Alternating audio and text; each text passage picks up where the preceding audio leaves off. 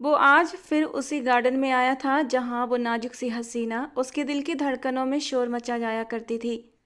पहली बार तो वो इस पार्क में अपने एक क्लाइंट से मिलने आया था, जिनकी एक छोटी सी मीटिंग थी और सिकंदर ने कहा था कि हम इस खूबसूरत से पार्क में मीटिंग रख लेते हैं। ताज़ा हवा में मूड भी फ्रेश हो जाएगा और मीटिंग भी हो जाएगी। और ये मीटिंग उसकी ज़िंदगी के लिए एक बहुत बड़ा मोड़ साबित हुई थी।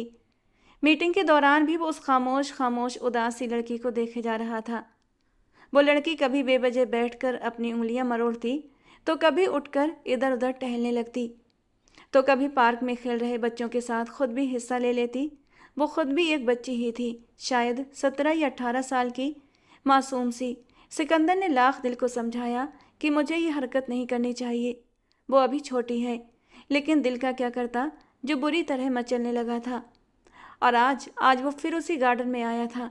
पिछले 4 महीनों से वो लगातार इस गार्डन के चक्कर लगा रहा था, लेकिन बस दूर दूर से उस हसीन सी लड़की को देखकर अपने दिल में ठंडक उतरती महसूस करता। और जब उसके दिल में चैन आ जाता तो वो वहाँ से चला आता। फ़ोन पर बजती घंटी ने उसका ध्यान खींचा था। जेब से मोबाइल निकाल कर देखा तो उसके छोटे भाई बाजिल का नंबर चमक रहा था। उसके होठों पर एक मुस्कान बिखर गई। उसे अपना ये छोटा भाई बहुत प्यारा था, जान बसती थी उसमें। लेकिन सिकंदर को क्या पता था कि दोनों भाइयों के बीच एक ऐसी दीवार खड़ी होने वाली थी जो शायद पूरी जिंदगी गिर नहीं सकती थी। उसने मुस्कुराते हुए फ़ोन कान से लगा लिया। हेलो बाजिल, क्या बात है? सिकंदर, माँ का फ़ोन नहीं लग रहा। तो तुम मम्मा को बता देना कि आज की रात मैं घर नहीं आऊँगा, दोस्तों के साथ लेट नाइट पार्टी है मेरी। बाजिल ने इतना कहकर फ़ोन काट दिया था और सिकंदर हैरान रह गया था। ये पहली बार था जब बाजिल रात के वक्त घर नहीं आ रहा था, वरना बाजिल इस तरह लेट नाइट पार्टी कभी नहीं करता था। हमेशा घर से ऑफिस और ऑफिस से घर। खैर, उसे कहीं ना कहीं थोड़ी सी खुशी भी हुई थी कि बाजिल भी आम नौजवान लड़कों की तरह अपनी ज़िंदगी को एंजॉय करने लगा था। वरना कभी कभी तो सिकंदर बहुत परेशान हो जाता था बाजिल की गतिविधियां देखकर। उसे किसी भी चीज़ में कोई दिलचस्पी ही नहीं थी, ना पार्टीज़ में और ना ही लड़कियों में। लड़कियों से तो वो ऐसे दूर भागता जैसे वो उसे करंट मारती हों।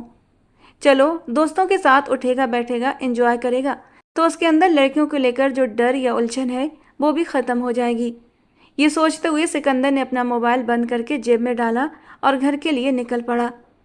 यार कासिम, मुझे बहुत डर लग रहा है, मुझसे नहीं हो पाएगा। बाजिल बुरी तरह घबराया हुआ था। किसी लड़की के साथ अकेले में वक्त बिताना उसके लिए पहली बार होने जा रहा था। आज से पहले उसने उसने कभी ये नाजुक पल किसी लड़की के साथ नहीं बिताए थे। लेकिन अब जबकि उसकी ज़िंदगी में उज्मा शामिल हो चुकी थी और ये पहली बार था कि वो उज्मा से अकेले में मिलने जा रहा था। उसके दोस्त कासिम ने पूरा इंतजाम कर दिया था। उनकी मुलाकात कासिम के फ्लैट में रखवाई गई थी, जबकि बाजिल अंदर से कांप रहा था। इसमें इतना घबराने वाली कौन सी बात है बाजिल? क्या तुम्हें खुद पर यकीन नहीं? वो एक लड़की है और तुम्हारी गर्लफ्रेंड है। प्यार करती है वो तुमसे, और ये तो अच्छी बात है कि तुम दोनों अकेले में कुछ वक्त बिताओ, एक दूसरे को समझो। कासिम ने उसे समझाने की पूरी कोशिश की। वैसे यार बाजिल, मुझे समझ नहीं आता कि उज्मा जैसी बोल्ड लड़की ने तुम जैसे डरपोक लड़के में क्या देख लिया जो वो तुम्हारी गर्लफ्रेंड बन गई। इस बार बाजिल ने घूर कर कासिम को देखा था। बकवास मत कर कासिम, प्यार करता हूँ उससे, अपनी जान से भी ज़्यादा। और वो भी मुझसे बहुत प्यार करती है। प्यार करते हो ना, तब तो तुम्हें खुशी के मारे पागल हो जाना चाहिए था। अरे, ऐसी मुलाकातें तो किस्मत वालों को मिलती हैं। उज्मा लड़की होकर नहीं घबरा रही और तुम लड़के होकर इतना डर रहे हो। जबकि बाजिल अब भी चुप था। कासिम उसे समझा बुझाकर जा चुका था। लाख खुद को समझाने के बावजूद वो उज्मा से अकेले मिलने के लिए खुद को तैयार नहीं कर पा रहा था। और आखिरकार उसने फ़ोन करके उज्मा को मना कर दिया कि उसकी तबीयत ख़राब है, वो नहीं आ सकता। उज्मा बहुत दिल लगाकर तैयार हो रही थी, लेकिन बाजिल के इनकार पर उसके अरमानों पर जैसे पानी फिर गया था। अजीब मर्द है। लड़के तो अपनी गर्लफ्रेंड से मिलने के लिए बेताब रहते हैं, और ये है कि लड़कियों की तरह बहाने कर रहा है। खुले बालों का जूड़ा बनाते हुए वो गुस्से से बेड पर बैठ गई थी। उधर बाजिल के अंदर एक डर घर कर गया था। कुछ गलत हो जाने का डर, एक अनजाना सा एहसास। शायद ये सिर्फ और सिर्फ मेरा वहम हो। जो मैं सोच रहा हूँ वैसा कुछ भी नहीं होगा, बाजिल ने जैसे खुद को तसल्ली दी थी। उजमा कुछ महीने पहले ही बाजिल की कंपनी में पर्सनल सेक्रेटरी के तौर पर आई थी। उसकी खूबसूरती, उसका बोल्ड अंदाज, उसकी अदाएं, ये सब देखकर बाजिल खानजादा उसका दीवाना हो गया था। धीरे धीरे दोनों के बीच की दूरियां भी मिटने लगी थीं और एक दिन वो आया जब बाजिल ने अपने प्यार का इजहार कर दिया और उजमा उजमा तो खुशी के मारे झूम उठी थी।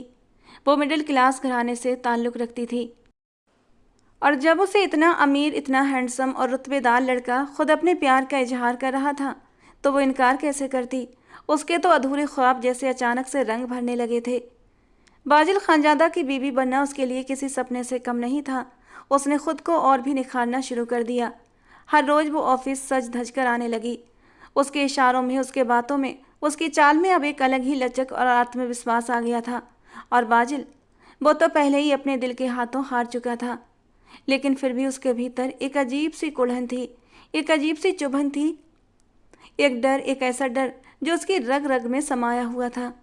उसे लगता था कि वो एक पूरा मर्द नहीं है और इसी डर ने उसकी पूरी ज़िंदगी को कैद कर रखा था। आज तक उसने किसी भी लड़की के करीब जाने की हिम्मत नहीं की थी। 26 साल की उम्र में भी उसकी मासूमियत, उसकी वर्जिनिटी वैसी की वैसी ही थी। लेकिन उजमा को देखकर उसके सारे उसूल, सारी सीमाएं धुंधली पड़ने लगी थीं। वो उससे मोहब्बत करने लगा था, बुरी तरह, लेकिन साथ ही साथ अंदर से खुद से लड़ भी रहा था। एक दिन जब उसकी बेचैनी हद से ज़्यादा बढ़ गई तो उसने अपनी बेचैनी अपने जिगरी यार कासिम को ये राज बता दिया। कासिम, मुझसे नहीं होगा, मैं शायद अधूरा हूँ। ये कहते हुए उसके गले में कुछ अटक सा गया था और कासिम हक्का बक्का रह गया था। उसकी आंखें फैल गई थीं। तू क्या बकवास कर रहा है बाजिल? तूने कभी आईने में खुद को देखा है? अरे तू तो उन लड़कों में से है जिनके पीछे लड़कियां दीवानी हो जाती हैं। नहीं कासिम, तू नहीं समझेगा। मैं लड़कियों के करीब नहीं जा पाता। मेरे अंदर एक डर है, शायद मेरी सबसे बड़ी कमजोरी। बाजिल की आवाज़ भर्रा रही थी। तो यार डॉक्टर को दिखा, शक है तो कंफर्म कर ले, इलाज करवाओ, कासिम ने सीधे सपाट लहजे में कहा। ये क्या पागलपन की बात कर रहा है यार? बाजिल ने गुस्से में उसे घूरा। मैं तो तुझे सलाह दे रहा हूँ। वैसे तू चाहे तो एक छोटा सा टेस्ट कर सकता है। कासिम ने इस बार आंख मारते हुए शरारत से कहा। कैसा टेस्ट? देख तो उजमा से मोहब्बत करता है ना, शादी भी करना चाहता है, तो उसे अकेले में मिले, एक बार खुद को परख तो सही, दिल को तसल्ली हो जाएगी। और जहाँ तक उजमा का सवाल है, वो तुझ पर जान छिड़कती है। जब तू उसके करीब जाएगा तो मना नहीं करेगी और तुझे भी यकीन हो जाएगा तू कैसा है। लेकिन बाजिल ने सर नामे हिला दिया। नहीं कासिम, ये गलत है। निकाह से पहले मैं ये सब कुछ नहीं कर सकता। ये गलत है, गुनाह है। तो फिर शादी कर ले उससे, लेकिन जो करना है जल्दी कर, ज़्यादा देर मत कर।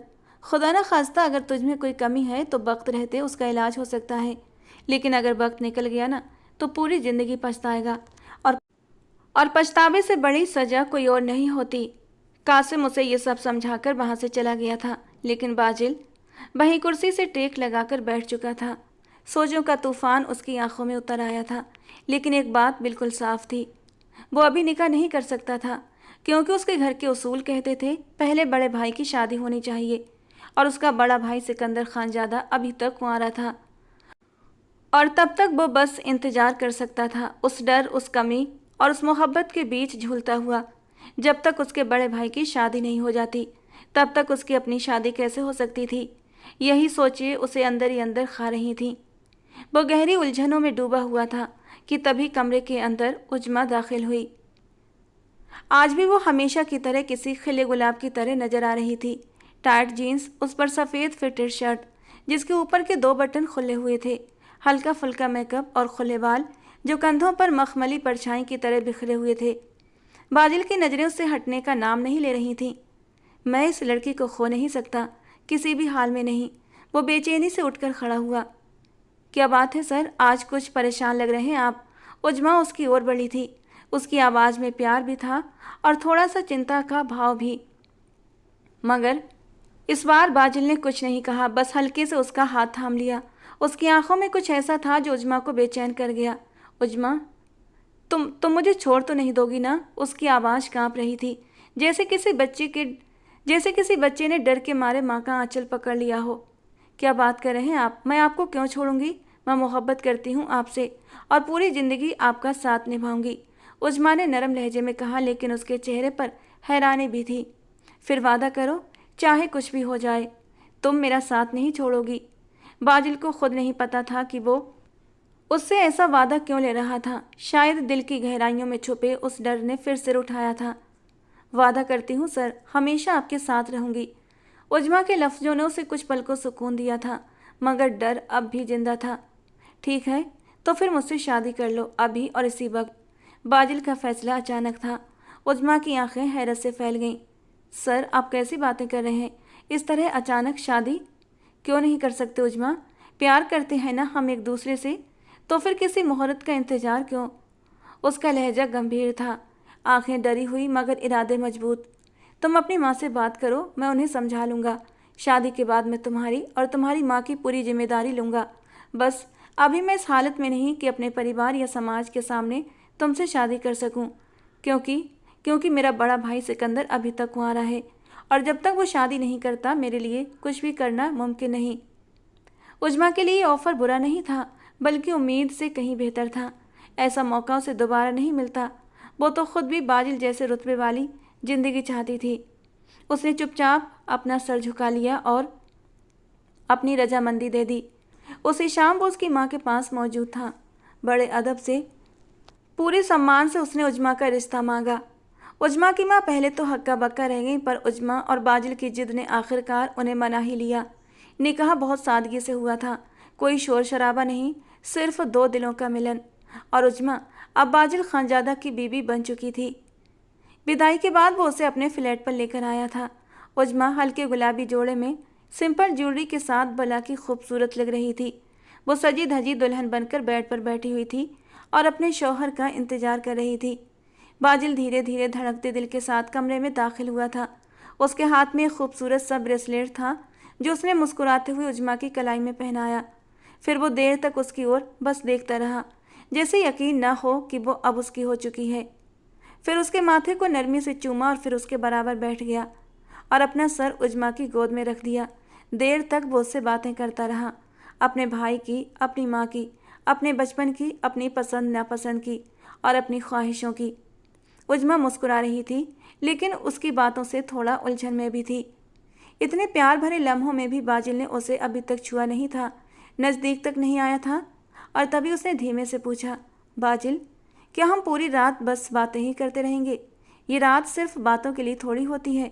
उसके चेहरे पर शर्म की हल्की लाली उतर आई थी, मगर बाजिल की रूह जैसे कांप गई, होंठ सूख गए और दिल दिल जोर जोर से धड़कने लगा। उसे अपने अंदर की उस कमी का डर फिर से निगलने लगा था, जिस सच से वो अब तक भाग रहा था। शायद अब वो उसका सामना नहीं कर पाएगा। उजमा ने बाजिल का चेहरा अपने दोनों हाथों में थाम लिया। उसकी आंखों में कुछ ऐसा सुकून था जैसे वो अपने प्यार से भर देना चाहती हो। वो उसे अपनी मीठी नज़रों से पी रही थी और बाजिल का दिल उसकी इस मासूमियत, उस बेइंतहा खूबसूरत चेहरे में अटक गया था। अचानक ही उसने आगे बढ़कर उजमा के लबों को छू लिया और उजमा तो न जाने कब से इस लम्हे के लिए तरस रही थी। पूरी शिद्दत से उसका साथ देने लगी थी। उसकी सांसें तेज हो रही थीं और बाजिल उसकी चाहत में पूरी तरह डूबने लगा था। वो उजमा के वजूद से एक एक पर्दा हटाता चला गया। उसके लबों को छूता उसे मदहोश कर चुका था, मगर सिर्फ 1 मिनट के बाद ही सब कुछ जैसे थम गया। बाजिल के चेहरे का रंग उड़ चुका था, उसके अंदर कुछ टूट चुका था और वो शर्म से नजरें झुकाए चुपचाप बैठा था। उसके लिए ये लम्हा इम्तिहान का था, लेकिन वो इस इम्तिहान में हार गया था। बाजिल, ये क्या हुआ? तुमने मेरे साथ धोखा किया। उजमा की आंखों से गुस्से के साथ आंसू बह रहे थे। उसकी आवाज़ चीख में बदल गई थी।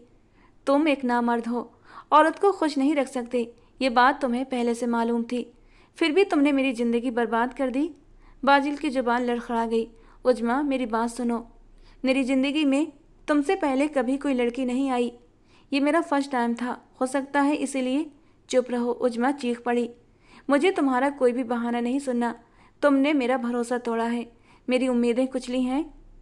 आई एम सॉरी उजमा, लेकिन तुम इस तरह मुझे ब्लेम नहीं कर सकती। हम दोबारा ट्राई कर सकते हैं। वो प्यार से उजमा के करीब हुआ था और उसके हाथों को थाम लिया, लेकिन उजमा ने उसके हाथों को झटक दिया और बेड से उठकर खड़ी हो गई। अपने कपड़े सही करती, गुस्से से पैर पटकती दूसरे कमरे में चली गई और कमरा अंदर से लॉक कर लिया। जबकि बाजिल भारी दिल के साथ कमरे से लगी बालकनी में चला गया। उसके दिल के अंदर कहीं अंधेरे से बढ़ने लगे थे। कई घंटे सिगरेट पर सिगरेट पीता रहा, लेकिन दिल को किसी पल करार नहीं आ रहा था। अगली ही सुबह उजमा उसे छोड़कर अपने मायके लौट गई और जाते ही तलाक की मांग कर दी। साथ ही साथ उसने 1 करोड़ रुपये हक मेहर के भी मांगे थे, जो बाजिल ने निकाह के वक्त लिखवाए थे। उजमा को और क्या चाहिए था? 1 करोड़ रुपये एक नई जिंदगी शुरू करने के लिए काफ़ी थे।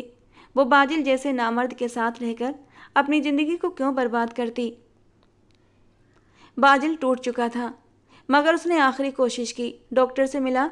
डॉक्टर ने रिपोर्ट देखकर कहा, तुम्हारे अंदर कोई गंभीर कमी नहीं है बाजिल। ये सब मानसिक तनाव या फिर पहले अनुभव की वजह से हो सकता है। धीरे धीरे सब नॉर्मल हो जाएगा। बाजिल को जीने की एक नई उम्मीद मिली थी। उसने रिपोर्ट उजमा को दिखाई, मगर उजमा के तो कान बंद हो चुके थे। वो कुछ भी सुनने को तैयार नहीं थी। और जब बाजिल ने तलाक देने से इनकार कर दिया तो उजमा ने कोर्ट में केस कर दिया और फिर चंद ही दिनों में अदालत से उजमा को तलाक मिल चुका था। बाजिल बुरी तरह टूट चुका था। अब वो सिर्फ एक नाम था, उसकी रूह तो मर चुकी थी। वो पूरी तरह बिखर चुका था। अब वो न किसी से हंसकर बात करता, न ढंग से खाता और न किसी से मिलता। एक जिंदा लाश बन चुका था। उसकी आंखों में अब नफरत पलने लगी थी। औरतों से नफरत, खुद से नफरत, और इस नफरत ने उसे एक पत्थर दिल बेरहम मर्द बना दिया। उसके माँ बाप उसकी ये हालत देखकर बेहद परेशान हो गए थे। सिकंदर, तू ही समझा इसे, हमारी तो ये सुनता नहीं, आमना बेगम ने सिकंदर से गिड़गिड़ाते हुए कहा था। सिकंदर अपने छोटे भाई को इस हाल में नहीं देख सकता था। वो उसके कमरे में आया और उसकी पीठ पर हाथ रखा। देखो बाजिल, अगर कोई प्रॉब्लम है तो तुम मुझसे कहो, मैं तुम्हारा बड़ा भाई हूँ, तुम्हारी हर मुश्किल हल कर दूंगा। जहाँ तक बिजनेस का सवाल है, सब कुछ ठीक चल रहा है, और अगर तुम्हें अपनी कंपनी संभालना मुश्किल लग रही है तो मेरी बाली में आ जाओ, मैं तुम्हारी बाली संभाल लूँगा। मगर बाजिल ने धीरे से सिर हिलाया। नहीं सिकंदर, ऐसी कोई बात नहीं है, बस तबीयत थोड़ी ख़राब है, सब ठीक हो जाएगा। और वो बात ख़त्म करते हुए कमरे से उठकर चला गया था। उसकी तबीयत अब सचमुच ख़राब रहने लगी थी। अंदर से वो किसी जंग में हार चुका था। आमना बेगम रोज़ उसका चेहरा देखकर रो पड़ती। सिकंदर, मुझे लगता है अब तुझे शादी कर लेनी चाहिए। तेरी शादी से फुर्सत मिले तो मैं बाजिल के लिए भी लड़की देखूं। वो घर गृहस्थी में लग जाएगा तो उसका ध्यान बटेगा। मगर सिकंदर का मन तो कहीं और था। उसकी आंखों के सामने फिर से वो मासूम सी लड़की घूम रही थी, जिसकी एक ही झलक ने उसका दिल चुरा लिया था। उस लड़की को पाने के लिए तो अभी उसने 2-3 साल तक इंतजार करना था, और यही वजह थी कि वो अपनी माँ को हर बार टाल जाता। लेकिन आमना बेगम को लगता अब वक्त नहीं है। बाजिल दिन ब दिन बिखरता जा रहा था, और अगर अब भी देरी हुई तो शायद बहुत देर हो जाए। और यही बात जब उन्होंने सिकंदर से कही तो वो गहरी सांस लेकर रह गया था। फिर माँ के हाथ थामते हुए बोला, मामा, आप मेरी टेंशन ना लें, आप बाजिल की शादी कर दें। मुझसे 1 ही साल तो छोटा है, अगर उसका घर पहले बस जाएगा तो इसमें बुराई क्या है। फ़िलहाल अभी मैं शादी करने के मूड में नहीं हूँ। और आमना बेगम को भी यही सही लग रहा था। उसकी ज़िंदगी में सुकून चाहती थी वो, और इसी सोच के तहत वो उसके लिए लड़की तलाश करना शुरू कर चुकी थी। आमना बेगम और असगर साहब की तलाश जल्द ही ख़त्म हुई थी जब उन्हें हुरम मिली। खूबसूरत और बड़ी ही सीधी सादी मासूम सी लड़की थी। आमना बेगम को बाजिल के लिए ये लड़की पहली ही नज़र में पसंद आ गई। हुरम अनाथ थी, अपने चाचा चाची के साथ रहती थी। उसकी चाची को हुरम की शादी की बड़ी जल्दी थी। हालांकि अभी हुरम की उम्र ज़्यादा नहीं थी, लेकिन उसकी चाची हुरम के बोझ से आज़ाद होना चाहती थी, इसलिए झटपट ये रिश्ता तय कर दिया। और फिर 8 दिन के अंदर अंदर हुरम बाजिल की दुल्हन बनकर खानजादा हवेली में उतर आई। आमना बेगम और असगर साहब इस बात से बेखबर थे कि एक बेटे का घर बसाने के चक्कर में वो दूसरे का दिल जख्मी करने जा रहे थे, क्योंकि हुरम कोई और नहीं बल्कि वही लड़की थी जो सिकंदर के दिल पर राज करती थी। और सिकंदर इंतजार में था कि कब वो थोड़ी सी बड़ी हो और वो उसे अपनी ज़िंदगी में शामिल कर ले। लेकिन इससे पहले ही वो उसकी हवेली में दाखिल तो हो गई थी, लेकिन उसकी भाभी बनकर। देखो बाजिल, मैं कैसी लग रही हूँ। उसने ब्लैक कलर की स्लीवलेस साड़ी पहन रखी थी। चेहरे पर हल्का सा मेकअप किए वो बहुत ही हसीन लग रही थी। उसे देखकर कोई भी इंसान अपने होश खो सकता था। आज उसे बाजिल के साथ उसके दोस्त के घर डिनर पर जाना था। और जब बाजिल कमरे में दाखिल हुआ, खुर्रम को देखकर उसके माथे पर बल पड़ गए और मजबूत कदमों से चलता हुआ वो सीधा खुर्रम के सामने आकर खड़ा हो गया। वो चेहरे पर मुस्कान लिए पूरे उत्साह से बाजिल से कुछ पूछ रही थी कि अचानक ही उसने खुर्रम को उसके बालों से पकड़ लिया। वो नन्ही सी जान इस झटके के लिए बिल्कुल भी तैयार नहीं थी। बाजिल ने उसे जोरदार थप्पड़ मारा और एक धक्का देते हुए बेड पर गिरा दिया। वो हैरान रह गई थी। इस थप्पड़ की वजह उसे समझ में नहीं आई थी, जबकि दर्द और जिल्लत के एहसास से वो फूट फूट कर रोने लगी। मैं तुम्हारे जैसी लड़कियों को बहुत अच्छे से जानता हूँ। ये सब कुछ तुम मर्दों का ध्यान खींचने के लिए करती हो, मर्दों को अपनी ओर अट्रैक्ट करके अपनी खूबसूरती की बिजलियाँ उन पर गिराकर उन्हें तड़पने के लिए छोड़ देती हो। तुम जैसी लड़कियों को कोई फ़र्क नहीं पड़ता कि उन मर्दों पर क्या बीतेगी जो अपनी ज़िंदगी की सबसे बड़ी गलती कर बैठते हैं तुम जैसी लड़कियों से इश्क करके। बाजिल प्लीज़, वो दर्द में डूबी आवाज़ में चिल्लाई, मगर बाजिल को जैसे किसी चीज़ की कोई परवाह ही नहीं थी। उसने आगे बढ़कर उसके बाजू को ज़ोर से दबोच लिया और खींचते हुए उसे अपने सामने खड़ा किया। उसके मजबूत हाथों की पकड़ खुर्रम के नाजुक बाजू में सख्त होने लगी थी। दर्द के मारे वो बुरी तरह तड़प उठी थी। मुझे दर्द हो रहा है बाजिल, वो फिर से गिड़गिड़ाई थी। बाजिल ने दोबारा उसे जोर से बेड पर फेंका था। आज मैं तुम्हें बताता हूँ कि दूसरे मर्दों के लिए श्रृंगार करने की क्या सज़ा होती है। इससे पहले कि वो उस पर हावी होता, दरवाजे पर दस्तक हुई। उसने गहरी सांस ली और दरवाज़ा खोल दिया। सामने ही आमना बेगम खड़ी थी। वो गुस्से से दांत पीसते हुए बोली, ये क्या बदतमीजी है बाजिल, शादी को अभी 2 दिन भी नहीं हुए और तुमने तमाशा शुरू कर दिया। तुम्हारे चीखने चिल्लाने की आवाज़ें लॉन्च तक आ रही हैं और वहाँ मेरे मेहमान बैठे हैं, तो अपने मेहमानों को उठाकर बाहर निकाल दीजिए। उसने बेतहाशा लापरवाही और गुस्से से जवाब दिया था। वो दरवाज़ा बंद ही करने वाला था कि आमना बेगम ने बीच में पांव अड़ा दिया और कमरे के अंदर दाखिल हो गई। सामने बैठी खुर्रम को देखकर उनका दिल जैसे किसी ने मुट्ठी में जकड़ लिया। माँ की नज़रों में गुस्सा और हैरत बाजिल ने साफ महसूस की थी। इससे पहले वो कुछ बोलती वो खुद ही बोला, मामा आप जाएं यहाँ से, ये मेरा और मेरी बीबी का मामला है। जैसे ही खुर्रम की नज़र आमना बेगम पर पड़ी थी, वो दौड़ती हुई उनके पास आई और उनसे लिपट कर फूट फूट कर रोने लगी। तुमने इस पर हाथ उठाया? उसके गाल लाल और बिखरे बाल देखकर उन्हें अपनी आंखों पर यकीन नहीं हुआ था। बाजिल, मैं तुमसे कुछ पूछ रही हूँ, क्या तुमने इस पर हाथ उठाया? हाँ, ये उसकी बदचलनी की सज़ा है। अगर इसने दोबारा ऐसे कपड़े पहनकर बाहर निकलने की कोशिश की तो इसकी टांगें तोड़कर घर पर बिठा दूंगा। तुम पागल हो गए हो क्या? ये कैसी हरकतें कर रहे हो? और क्या मसला है इन कपड़ों में? ये साड़ी तो मैंने ही इसे पहनने को दी थी। वो आमना बेगम के गले लगकर फिर से रोने लगी और बाजिल एक पल को शर्मिंदा हुआ था और फिर तेज तेज कदमों से कमरे से बाहर चला गया। मेरी जान चुप हो जाओ, मैं हूँ ना, मैं तुम्हारे साथ हूँ। आंटी, उन्होंने मुझे बालों से खींचा और मारा भी। वो बहुत बुरे इंसान हैं, मुझे उनसे बहुत डर लगता है, मुझे उनके साथ नहीं रहना। वो नर्म नाजुक छोटी सी लड़की कितनी मासूमियत से ये बात कह रही थी कि आमना बेगम का दिल कट कर रह गया था। उन्हें तो बिल्कुल भी उम्मीद नहीं थी कि बाजिल इस मासूम सी लड़की के साथ इतना सब कुछ करेगा। उन्होंने खुर्रम को गले से लगा लिया और धीरे धीरे उसे थपकने लगी।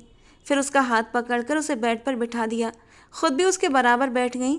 देखो मेरी बच्ची, शादीशुदा ज़िंदगी में ऐसे छोटे मोटे मसले आते रहते हैं। औरत को हमेशा समझौता करना होता है, वरना पति पत्नी के रिश्ते की डोर जितनी मजबूत होती है उतनी ही कमज़ोर भी होती है। सिर्फ एक गलती से सब कुछ ख़त्म हो जाता है। अपना घर बनाने के लिए औरत को ही झुकना पड़ता है। उसने अब इस बात से अपनी सास के चेहरे की ओर देखा। एक औरत होकर भी वो दूसरी औरत को समझ नहीं पा रही थी, मगर उन्होंने मेरे साथ ज्यादती की है। देखो बेटी, तुम्हें घर बसाना है या नहीं? उन्होंने उसकी आंखों में देखकर सीधा सवाल किया। तुम अच्छे से जानती हो तुम्हारे चाचा चाची तुम्हें अब कभी भी स्वीकार नहीं करेंगे।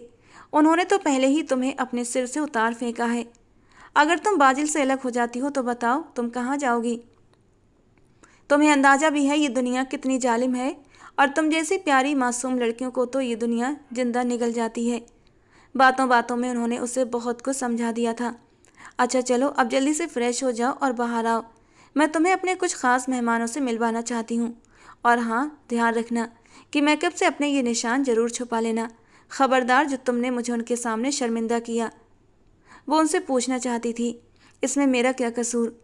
ये सब कुछ तो आपके बेटे ने किया है। मगर वो खामोश रह गई। शायद यही उसकी किस्मत में लिखा था। जब वो लॉन्ज में पहुंची तो उसे सिकंदर खानजादा की आवाज़ सुनाई दी। निगाहें उठाकर देखा तो वो अपनी शहजादों जैसी पर्सनालिटी के साथ दरवाजे पर खड़ा बहुत गौर से उसके चेहरे को देख रहा था। खुर्रम की रोई रोई लाल आंखें, चेहरे पर हल्के लाल निशान जो मेकअप से छुपाने पर भी नहीं छुपे थे, उसके चेहरे की उदासी। सिकंदर एक नज़र में ही भाप गया था। मोहब्बत में महबूब का हाल तो नज़रों से पढ़ लिया जाता है, इसमें कुछ भी कहने की ज़रूरत नहीं पड़ती। और वो भी खुर्रम का हाल उसकी नज़रों से जान लेता था। आज भी वो रोई थी, आज भी वो तकलीफ़ में थी। सिकंदर ने एक पल में ही ये जांच लिया था। उसका दिल अंदर ही अंदर दुख रहा था। क्या उसकी माँ को इस लड़की की हालत दिखाई नहीं दे रही थी? कितने प्यार से वो अपने मेहमानों से उससे मिलवा रही थी, जैसे कुछ हुआ ही ना हो। पहले तो उसकी आंखों में हैरानी थी, फिर गुस्से की लपटें उठने लगीं। वो तेज तेज कदमों से चलता हुआ खुर्रम के सामने आकर खड़ा हुआ। सिकंदर को अपने सामने इस तरह खड़े देखकर खुर्रम बुरी तरह परेशान हुई थी। आमना बेगम ने जैसे ही अपने बेटे की हालत देखी तो घबरा गई। सिकंदर बेटा, फारूक अंकल से मिलो। इससे पहले सिकंदर खुर्रम से कुछ कहता, उन्होंने उसका ध्यान जबरदस्ती फारूक अंकल की ओर लगा दिया और आंखों ही आंखों में खुर्रम को वहाँ से जाने का इशारा कर दिया। खुर्रम तुरंत उठी और अपने कमरे की ओर भाग गई। उसका दिल जोर जोर से धड़क रहा था। उसे समझ नहीं आता था आखिर उसकी सास उसे अपने ही देवर सिकंदर से बात क्यों नहीं करने देती।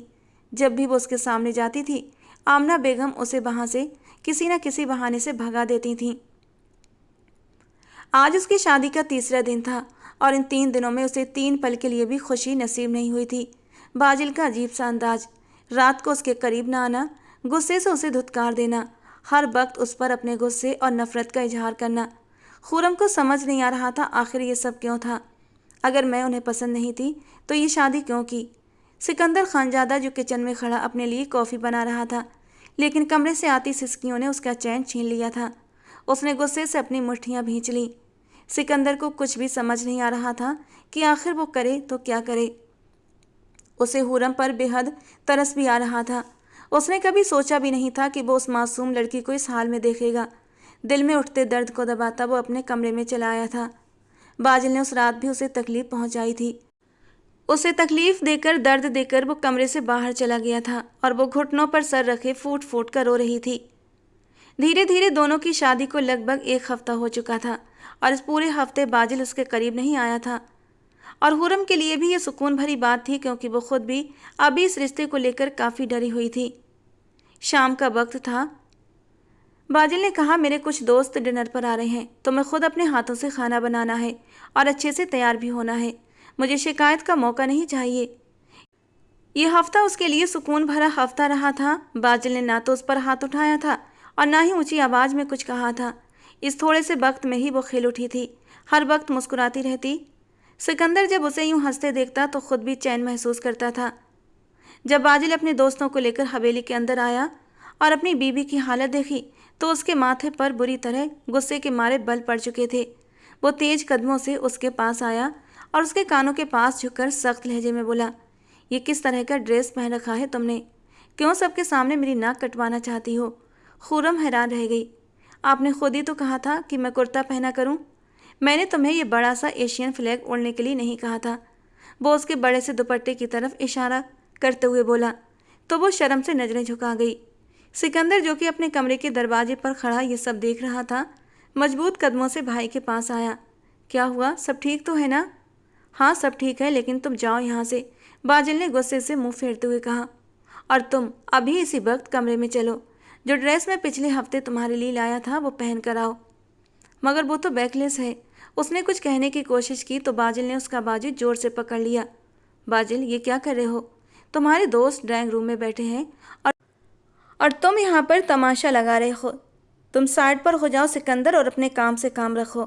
ये मेरा और मेरी बीबी का मामला है, लेकिन तुम्हारी वजह से हम लोग भी डिस्टर्ब हो रहे हैं। मेरी तरफ से भाड़ में जाओ सिकंदर, मुझे कोई फ़र्क नहीं पड़ता। वो खुर्रम का हाथ पकड़कर उसे खींचते हुए कमरे में ले गया था। आंसू लगातार खुर्रम की आंखों से बह रहे थे। आप बहुत ही अजीब इंसान हैं बाजिल। आप अपने सगे भाई के साथ भी? उसने बस अभी इतना ही कहा था कि बाजिल की आंखें गुस्से से लाल हो गईं। वो अपना आपा खो बैठा और फिर थोड़ी ही देर में उसकी सिसकियों की आवाज़ पूरे कमरे में गूंज रही थी। जब वो बाहर निकला तो उसने अपने होठों पर एक हल्की सी मुस्कान सजा ली थी। तुम लोगों की भाभी की तबीयत थोड़ी ख़राब है, वो तुमसे मिल नहीं पाएगी, लेकिन मैं तुम्हें कंपनी देने के लिए यहीं हूँ। आमना बेगम भी कमरे के अंदर आ गई थी। सब लोग वहाँ बैठकर अब हंसी मजाक में बिजी थे, जबकि वो नाजुक सी लड़की अपने कमरे में अकेली बैठी सिसक रही थी। बीते हुए लम्हे उसकी आंखों के सामने एक एक कर घूमने लगे थे। जब वो सिर्फ 8 साल की थी तो उसके पापा का एक कार एक्सीडेंट में इंतकाल हो गया था। उसके बाद उसकी अम्मी उसे लेकर मामा के घर चली गई थी, लेकिन वहाँ भी मामी का रवैया बहुत जालिमाना था। बचपन से ही वो छोटी छोटी चीज़ों को तरसती आई थी। जब वो अपने कजिन्स को खिलौनों से खेलती देखती तो उसका दिल तड़प उठता था, काश मेरे पास भी ऐसे ही खिलौने होते। एक बार उसने हिम्मत करके मामा से खिलौनों की फरमाइश भी कर दी थी, मगर उन्होंने उसे बहुत बुरी तरह से झिड़क दिया था। उस नन्ही सी बच्ची को यह एहसास दिला दिया था कि हम तुम्हारी जिम्मेदारी उठा रहे हैं, तुम्हें अपने घर में पनाह दी है, इस पर ही शुक्र करो। अगर दोबारा ऐसी फरमाइश की तो घर से बाहर निकाल देंगे। वो दौड़ती हुई अपनी माँ के पास आई और रोते हुए शिकायत की, तो उसकी माँ ने उसे अपने सीने से लगाकर न जाने कितने घंटे तक आंसू बहाए थे। वो जानती थी उनकी बेटी के साथ नाइंसाफ़ी हो रही है, लेकिन वो बेबस थीं। वो अपने भाई के सहारे पर थीं, लेकिन वो सहारा भी ज़्यादा दिन तक न रहा। एक रात मामू और मामी के बीच लड़ाई हो गई और बजे थी हुरम। उसने एक बर्तन तोड़ दिया था, जिस पर मामी ने उसके चेहरे पर थप्पड़ों की बारिश शुरू कर दी थी। अपनी बेटी की चीख सुनकर उसकी माँ दौड़ती हुई किचन में आई। ये क्या बदतमीजी है, आपकी हिम्मत कैसे हुई मेरी बेटी को हाथ लगाने की। वो किसी शेरनी की तरह मामी पर टूट पड़ी थी। घर के बाकी लोग भी वहाँ आ गए थे। मामी ने सबके सामने ड्रामा करना शुरू कर दिया। तुम्हारी बहन ने मुझ पर हाथ उठाया, मैं तो सिर्फ उसकी बेटी को समझा रही थी। वो आंसू बहाने लगी। भाईजान, क्या आपको हुरम के चेहरे पर थप्पड़ का निशान नहीं दिख रहा? जबेरिया बेगम ने हैरानी से कहा था। लेकिन उस दिन उसके मामा ने अपनी बहन का हाथ पकड़ा और उसे घर से बाहर निकाल दिया। काफ़ी देर तक वो उनके दरवाजे के सामने बैठकर रोती रही। अगर ये सलूक किसी और ने किया होता तो शायद कुछ हद तक सब्र आ जाता, लेकिन जिसने निकाला वो उसका अपना सगा भाई था। उस रात हुरम ने अपनी माँ के आंसू पोंछे, उनके चेहरे पर प्यार देते हुए कहा, मम्मी आप फिक्र मत करें, जब मैं बड़ी हो जाऊंगी बहुत पैसे कमाऊंगी, फिर हम अपना घर लेंगे और वहाँ खुशी खुशी रहेंगे। उसकी माँ ने उसे झट से अपने सीने से लगा लिया, और वही आखिरी बार था जब उन्होंने अपनी बेटी को अपने सीने से लगाया था। वो उसे लेकर निकल पड़ी थी। उन्हें खुद नहीं पता था कहाँ जा रही हैं। वो सड़क पार कर रही थी, उनका ध्यान कहीं और था। खुरम चिल्लाई, मम्मी जल्दी चलो, गाड़ी आ रही है। लेकिन उसकी माँ उसकी आवाज़ कहाँ सुन पा रही थी। वो तो सदमे में डूबी हुई थी कि उनके अपने भाई ने उन्हें धक्के मार कर घर से निकाला है। उन्हें होश तो तब आया जब गाड़ी बहुत पास थी। उन्होंने झट अपनी बेटी को दूर धक्का दिया और खुद गाड़ी की चपेट में आ गई। गाड़ी वाला उन्हें वहीं छोड़कर चला गया था। खुरम अपनी माँ के बेजान जिस्म के साथ बैठी जोर जोर से रो रही थी। मम्मी आंखें खोलें, मम्मी मुझे बहुत डर लग रहा है, यहाँ बहुत अंधेरा है, प्लीज़। वो उनके सीने से लगकर सिसकती रही। न जाने कितनी गाड़ियाँ उनके पास से गुजर गईं, लेकिन किसी ने भी उनकी मदद नहीं की। और फिर एक रहमदिल आदमी ने उन पर तरस खाया था। उसने जवेरिया बेगम की नब्ज देखी, लेकिन अब वो इस दुनिया से जा चुकी थीं। उसने उनका मोबाइल उठाया और सबसे पहला नंबर डायल कर दिया, जो कि भाईजान के नाम से सेव था। इकराम साहब, जो कि अपनी बहन को घर से निकालने के बाद अब कमरे में बेचैनी से टहल रहे थे। जब उन्होंने अनजान नंबर से ये खबर सुनी कि उनकी बहन की लाश सड़क पर पड़ी है, तो उनके पैरों के तले से ज़मीन खिसक गई थी। बहन के शव को वो घर तो ले आए थे, मगर उस दिन के बाद उनके चेहरे से मुस्कान हमेशा के लिए रुखसत हो गई। जहाँ तक उनकी बीवी की बात थी, वो तो खुरम पर अब बेहिसाब जुल्म ढाती थी। सारे घर के काम करवाती और बदले में उसे सूखी रोटी देती। एक दिन उसके चाचा उससे मिलने आए और जब उसकी हालत देखी तो वो उसे अपने साथ हवेली ले आए, लेकिन चाची भी उसकी हमदर्द न बन सकी। जब वो 18वीं साल में लग चुकी तो चाची कहती थी कि जल्द से जल्द अब इसकी शादी कर दो। और उन्हीं दिनों उसके लिए बाजिल का रिश्ता आया और चाचा जान फौरन इस रिश्ते को कबूल कर चुके थे। वो बहुत खुश थी। उसकी सारी कजिन्स उससे जल रही थीं, यहाँ तक कि चाची की बेटियाँ भी बौखला उठी थीं। अब्बा जान ने हमारे साथ बहुत नाइंसाफ़ी की है। बाजिल खानजादा जैसा रिश्ता तो हमें मिलना चाहिए था, मगर उन्होंने उसे इस काली किस्मत वाली लड़की के लिए तय कर दिया। शादी की रात वो दुल्हन बनी पलंग पर बैठी थी जब बाजिल कमरे में दाखिल हुआ। मजबूत जिस्म, 6 फीट से लंबा कद, रंग हल्का सांवला जरूर था, लेकिन बाजिल की पर्सनालिटी पर खूब जच रहा था। वो किसी भी लड़की का ख्वाब हो सकता था। वो उसका चेहरा देखकर ठिठक गई, क्योंकि वहाँ मुस्कान नहीं बल्कि गहरी संजीदगी थी। बाजिल ने कितना हंगामा मचाया था, मुझे ये शादी नहीं करनी, आप सिकंदर की शादी करें, मेरे पीछे क्यों पड़े हैं। लेकिन आमना बेगम और असगर साहब ने उसकी एक न सुनी। यहाँ तक कि आमना बेगम ने उसे खुद को ख़त्म करने की धमकी दे दी, और फिर मजबूरन बाजिल को उनकी जिद के आगे झुकना पड़ा। लेकिन वो जानता था इस रिश्ते का क्या अंजाम होगा। जैसे उजमा उसे छोड़कर चली गई थी, ये लड़की भी उसे छोड़कर चली जाएगी, और इस डर के तहत उसने सोच लिया था वो अपनी दुल्हन के करीब नहीं जाएगा। हालांकि डॉक्टर ने उसे समझाया था, आप हिम्मत न हारें, धीरे धीरे सब कुछ नॉर्मल हो जाएगा। लेकिन बाजिल के अंदर अब दोबारा से वही सब कुछ सहने की ताकत नहीं बची थी। वो उसके पास बैठा और सख्त आवाज़ में अपनी पसंद नापसंद बताने लगा। वो बेचैनी से पहलू बदलने लगी। उसकी सहेलियों ने कहा था, तुम बहुत खूबसूरत लग रही हो, तुम्हारा शौहर तो तुम्हें देखकर तुम्हारा दीवाना हो जाएगा, तारीफ़ों की पुल बांध देगा। मगर यहाँ तो ऐसा कुछ भी नहीं हुआ था। वो बता रहा था उसे कैसे कपड़े पसंद हैं, कैसी लड़कियाँ पसंद हैं। उसे चुलबुली लड़कियों से नफरत है, लड़कियों का बोल्ड अंदाज उसे बिल्कुल भी पसंद नहीं। और फिर आगे जो बाजिल बोला था, हुरम का दिल बुरी तरह परेशान हुआ था। उसने तो सुहागरात के बारे में कुछ और ही सुना था, लेकिन उसके साथ तो कुछ और ही हो रहा था। जब बाजिल ने कहा, देखो मैं बहुत थका हुआ हूँ, सोना चाहता हूँ, तुम भी फ्रेश होकर सो जाओ, और जो मन में ये अरमान सजाकर बैठी हो ना, इन्हें कुछ दिन के लिए निकाल दो। ये सब कुछ करने के लिए ज़िंदगी पड़ी है। उसे लग रहा था जैसे एक दलदल से निकलकर वो दूसरे दलदल में आ चुकी है। उसने सिर झुका लिया और आंसू खामोशी से उसकी आंखों से बहकर गालों तक पहुंच गए। और सिर्फ 2 दिन बाद एक मामूली सी गलती पर ही बाजिल ने उसे उसकी औकात याद दिला दी। वक्त के साथ हुरम को समझ आ गया था कि उसका शौहर एक शक्की मिजाज इंसान है, और शक्की इंसान के साथ ज़िंदगी गुजारना इस दुनिया का सबसे मुश्किल काम होता है। उसे डर लगने लगा था कि कहीं ऐसा ना हो एक दिन वो अपने शक और गुस्से की वजह से उसे तलाक दे दे। तब वो क्या करेगी, कहाँ जाएगी, क्योंकि कई बार बाजिल उसे तलाक की धमकी दे चुका था। उस दिन बाजिल ने उसे फिर से बहुत मारा था। वो लॉन्ज में बैठी फूट फूट कर रो रही थी। सिकंदर ने उसकी हालत देखी तो उसे यूँ महसूस हुआ जैसे कोई उसका दिल अपने हाथों में लेकर बुरी तरह मसल रहा हो। वो उसके पास आया, देखा उसके चेहरे और गर्दन पर निशान थे। बाजिल ने फिर से तुम्हें मारा है ना? उसने दो टूक अंदाज में सवाल किया तो वो सहमी हुई नज़रों से उसकी ओर देखने लगी और फिर रोने लगी। सिकंदर उसे थोड़े ही फासले पर बैठ गया। वो मेरे साथ ऐसा क्यों करते हैं? पहली बार वो उससे यूँ खुलकर बात कर रही थी। उसकी हालत देखकर सिकंदर के दिल में टीस उठने लगी थी। वो लाख खुद को समझाता था, ये लड़की अब मेरे भाई की अमानत है, मेरा इससे कोई मतलब नहीं, लेकिन वो अपना दिल हुरम की तरफ खींचने से रोक नहीं पाता था। तुम्हें इतनी छोटी उम्र में शादी नहीं करनी चाहिए थी। अगर तुम थोड़ा सा इंतजार कर लेती तो शायद तुम्हारी ज़िंदगी में खुशियों के रंग होते।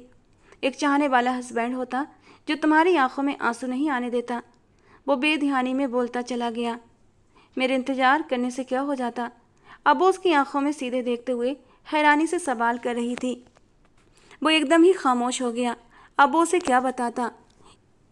कुछ ही समय पहले सिकंदर ने उसे एक पार्क में छोटे बच्चों के साथ खेलते हुए देखा था। वो पहली ही नज़र में उसका दीवाना हो गया था। उसने उस छोटी सी लड़की के बारे में सारी जानकारी भी इकट्ठा कर ली थी, और ये जानकर उसे बहुत खुशी हुई थी कि वो उसके पापा के दोस्त की बेटी है। उस लड़की की मोहब्बत उसकी रग रग में बसने लगी थी। वो अपने आप को उसके बिना अब अधूरा महसूस करने लगा था।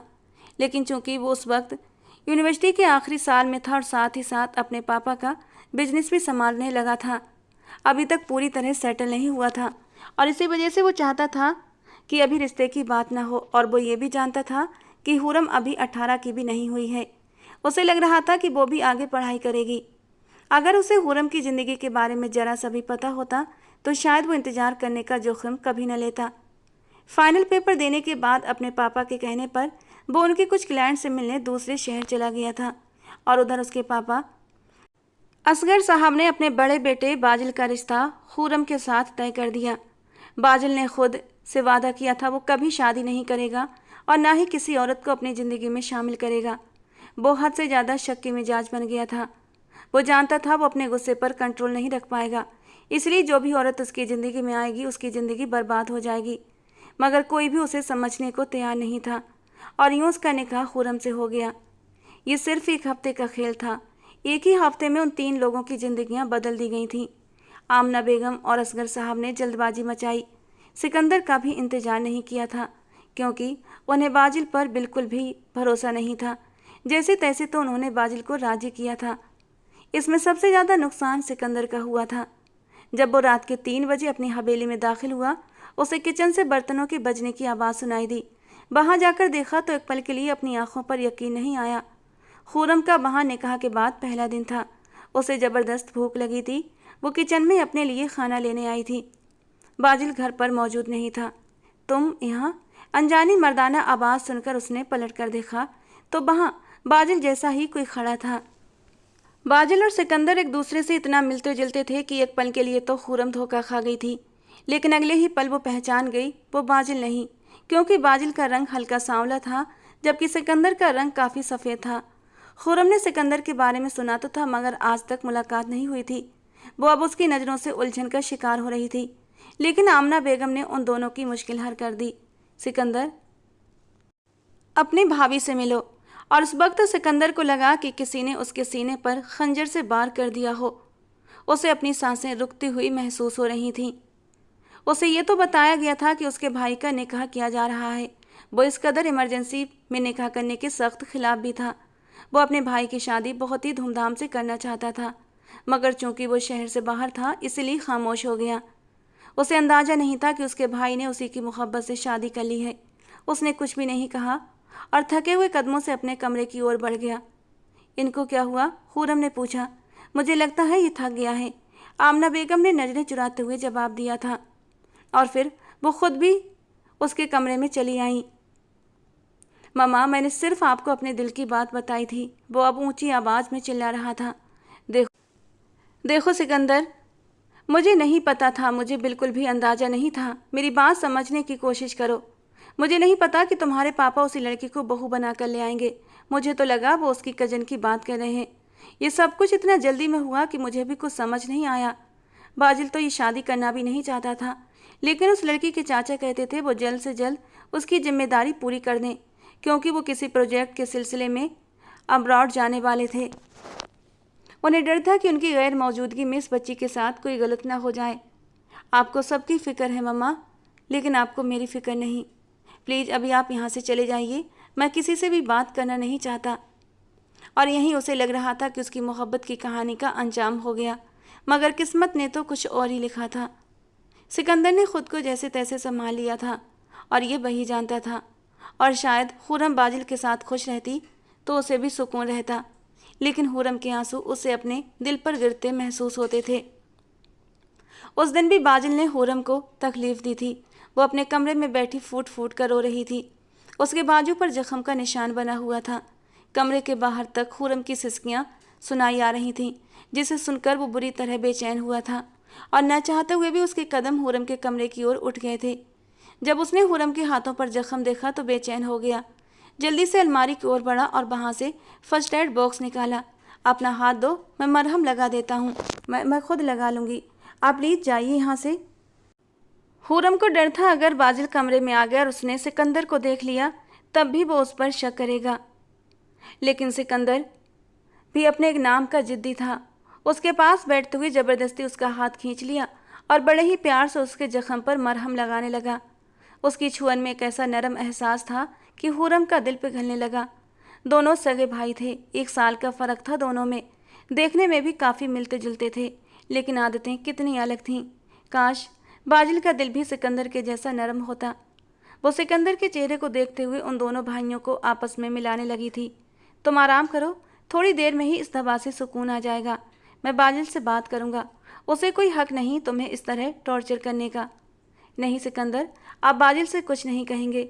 उसे डर था, वो बाजिल का रवैया देख चुकी थी कि वो सिकंदर के साथ भी रूडली बात करता था और वो नहीं चाहती थी उसकी वजह से इस घर में लड़ाई झगड़ा हो। लेकिन खुर्रम, ये गलत है और गलत को न रोकना, उसे नज़रअंदाज कर देना भी गलत होता है।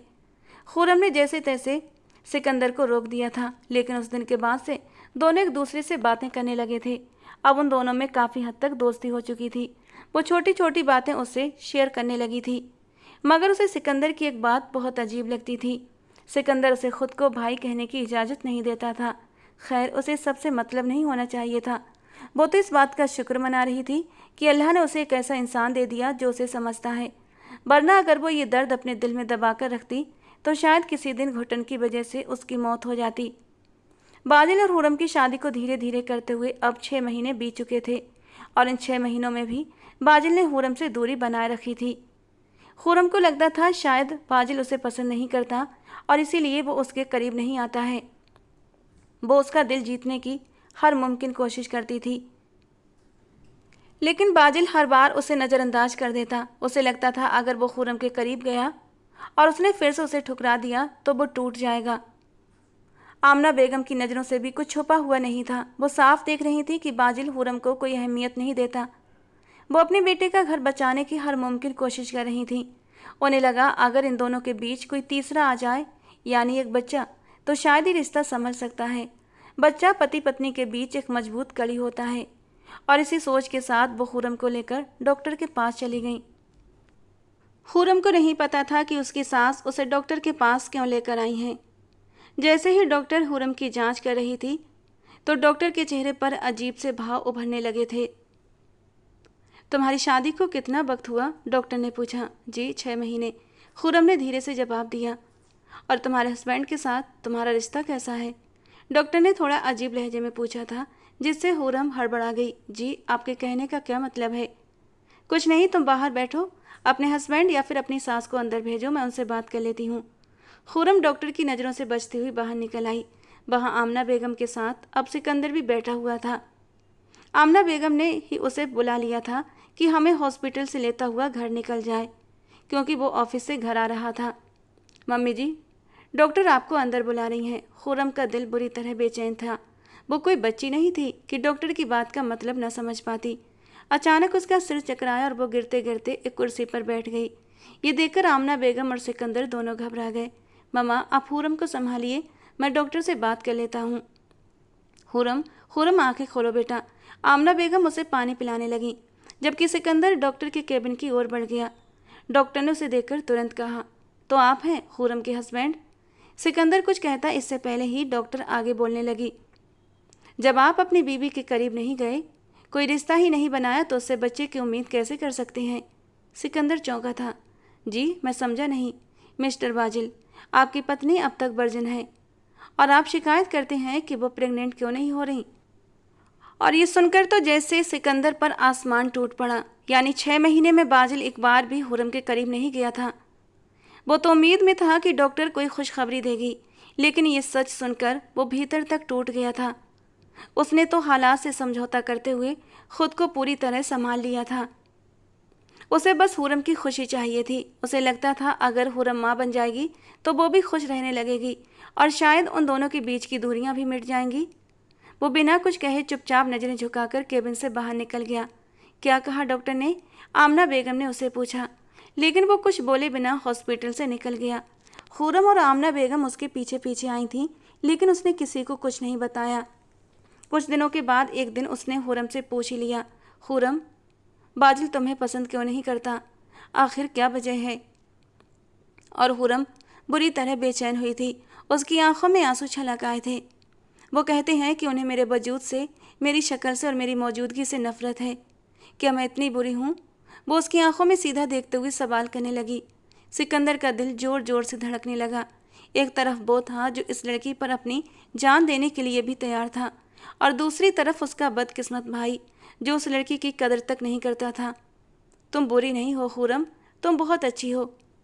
ये तुम्हें क्या हुआ? अचानक ही उसकी नज़र उस छोटी सी लड़की की गर्दन पर पड़ी तो उसने बेतहाशा उसके बालों को साइड किया। इससे पहले कि वो उसकी गर्दन को छूता, कमरे का दरवाज़ा जोरदार आवाज़ से खुला था और बाजिल अंदर दाखिल हुआ। उसकी आंखों में हैरानी उभरी और फिर गुस्सा। मैं सोच भी नहीं सकता था कि तुम आस्तीन का सांप निकलोगी, वो ऊंची आवाज़ में गरज पड़ा। और तुम, मुझे तो तुम्हारे किरदार पर पहले ही शक था। तुम औरतें तो भरोसे के काबिल ही नहीं होती। तुम पर भरोसा करके मैंने अपनी ज़िंदगी की सबसे बड़ी गलती की थी, मगर आज उस गलती को सुधारने का भी वक्त आ गया है। ये कहकर वो चलता हुआ उसके करीब आया था और उसके सामने आकर खड़ा हो गया। मैं पूरे होशो हवास में तुम्हें तलाक देता हूँ, तलाक देता हूँ, तलाक देता हूँ। सिकंदर ने उसे रोकने समझाने की पूरी कोशिश की, मगर जो वो करना चाहता था कर चुका था। खुर्रम को अपनी दुनिया गोल गोल घूमती महसूस हुई।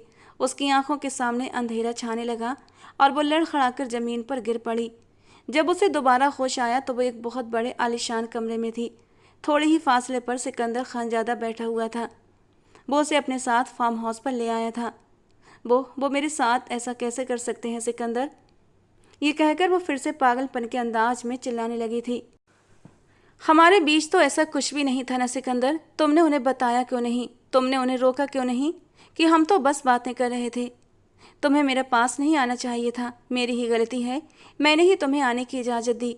ये कहकर वो अपना चेहरा दोनों हाथों में छुपाकर रोने लगी। रिलैक्स हो जाओ, कुछ भी नहीं हुआ, सब ठीक है। कुछ भी ठीक नहीं है सिकंदर, मेरी ज़िंदगी तबाह हो गई। ये सुनकर सिकंदर खानजादा ने अपने लब भींच लिए। मेरे चाचा चाची इस देश को छोड़कर जा चुके हैं। मेरे मामू मुझे कबूल करने के लिए तैयार नहीं। तुम बताओ मैं इन हालात में कहाँ जाऊँगी? मुझे कौन अपने पास रखेगा? मैं एक छोटा सा जवाब देकर वो खामोश हो गया और खुर्रम को एक हैरत का जोरदार झटका लगा। कहीं तुमने ये सब कुछ जानबूझकर तो नहीं किया? तुमने मुझे फंसाने के लिए? बस खामोश हो जाओ खुर्रम, बहुत हो गया। अब मैं तुम्हारी कोई भी बात नहीं सुनूंगा। तुम 4 महीनों तक यहीं रहोगी, अपनी इद्दत पूरी करोगी। इस दौरान मैं तुम्हारे सामने नहीं आऊँगा। तुम्हें मुझसे डरने की भी कोई ज़रूरत नहीं। जो कुछ भी पास्ट में हुआ तुम उसे भूल जाओ, एक बुरा ख्वाब समझकर भूल जाओ। वो सिर्फ और सिर्फ एक डरावना ख्वाब ही था। तुम्हारी असली ज़िंदगी अब शुरू होगी। मगर मैं उसने कुछ कहना चाहा, मगर सिकंदर खानजादा ने हाथ उठाकर उसे खामोश रहने का इशारा कर दिया। इस बार किसी को भी अपनी ज़िंदगी से खेलने की इजाज़त मत देना। इस बार अपनी ज़िंदगी के फैसले खुद लो। ये कहकर वो कमरे से बाहर चला गया।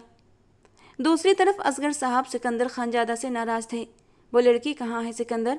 उन्होंने अपने बेटे की आंखों में देखते हुए पूछा। एक महफूज जगह पर है बाबा। क्या तुम अपने साथ ले गए थे उसे? हाँ, मैं उसे अपने साथ ले गया था। तुम्हें अंदाज़ा भी है कि तुम अपने भाई के साथ गद्दारी कर रहे हो। मैं बस उसकी मदद कर रहा हूँ। वो एक मजबूर और बेबस लड़की है और मैं उसे सहारा दे रहा हूँ। और जहाँ तक बाजिल की बात है तो आप उसे किसी अच्छे दिमागी डॉक्टर को दिखाइए, वरना अगर इसी तरह चलता रहा तो वो अपना होश खो बैठेगा। कहता हुआ वो घर से बाहर निकलता चला गया। आमना बेगम को तो चुप लग गई थी। उन्हें समझ नहीं आ रहा था ये सब क्या हो रहा है।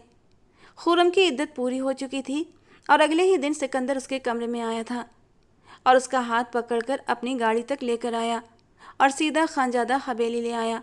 आमना बेगम उसे देखकर हैरान हुई थी, लेकिन सिकंदर ने साफ कह दिया, ये लड़की अब यहीं रहेगी, कहीं नहीं जाएगी। मुझे बताओ कि तुमने कौन सी यूनिवर्सिटी में एडमिशन लेना है? तुम ये सब क्यों कर रहे हो सिकंदर? क्योंकि मैं तुम्हारे अंदर का डर निकालना चाहता हूँ। मैं तुम्हें ये बताना चाहता हूँ कि तुम एक बहुत काबिल लड़की हो। तुम जो चाहे कर सकती हो। अपनी ज़िंदगी जीने के लिए तुम्हें किसी और पर निर्भर होने की ज़रूरत नहीं है। एक दिन तुम इतनी कामयाब बनोगी कि तुम्हें किसी भी सहारे की ज़रूरत नहीं पड़ेगी। सिकंदर ने खुद जाकर उसका यूनिवर्सिटी में दाखिला करवाया था। जहाँ तक बाजिल की बात थी तो वो विदेश चला गया था, लेकिन सिकंदर ने उस टूटी सहमी सी लड़की को संभाल लिया था।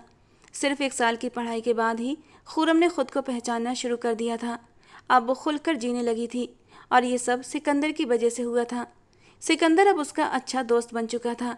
वो अपनी छोटी छोटी बातें उससे शेयर करने लगी थी। वो उस वक्त समंदर के किनारे चल रहे थे। मैं तुम्हें कुछ बताना चाहता हूँ खुर्रम। उस दिन सिकंदर ने हिम्मत जुटाकर आखिर ये बात खुर्रम के सामने कह ही दी। प्लीज़ मुझे गलत मत समझना सिकंदर, मैं आपको कभी भी गलत नहीं समझ सकती। आप तो मेरे मोहसिन हैं। मैं तुमसे निकाह करना चाहता हूँ। और वो हैरानी से उसकी ओर देखने लगी। फिर नकली गुस्से से बोली, आपको तो किसी ने प्रपोज करना भी नहीं सिखाया। और सिकंदर को डर था कि वो उसे जज करेगी, लेकिन ऐसा कुछ भी नहीं हुआ, बल्कि वो तो हंसी में उसकी शिकायत कर रही थी। सिकंदर हल्के से मुस्कुराया था।